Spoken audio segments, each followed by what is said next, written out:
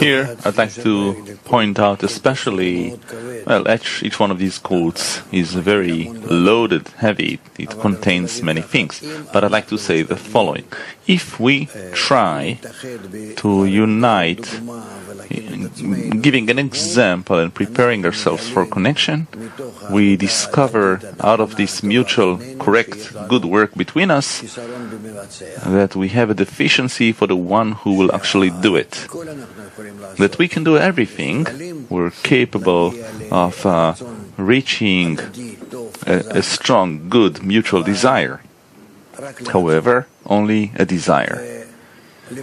And to actualize that we can't do. But then we feel ourselves as helpless. We don't have the force to actualize it. It's like a little child who discovers that he has to lift something, turn something, do something. He discovers the action, but he also discovers that he doesn't have the strength to do it. And then he asks Daddy to do it. This is what we're like. And this has been prepared for us on purpose, because in our actions, we only perform actions in bringing the parts closer to one another, and also in only trying to bring them closer, against the ego in each and every one, which is rejecting the others.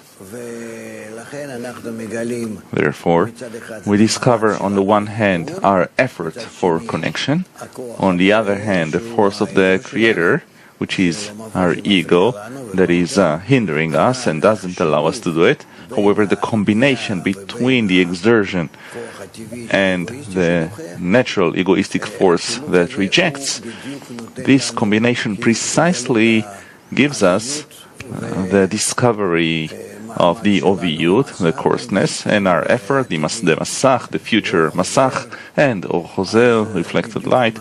So these efforts precisely bring us to the right prayer, to asking, turning to the Creator in the right way. And it then actually becomes a kli, because all of our deficiencies for the time being are individual deficiencies. They're not connected together as much as we do try to connect them.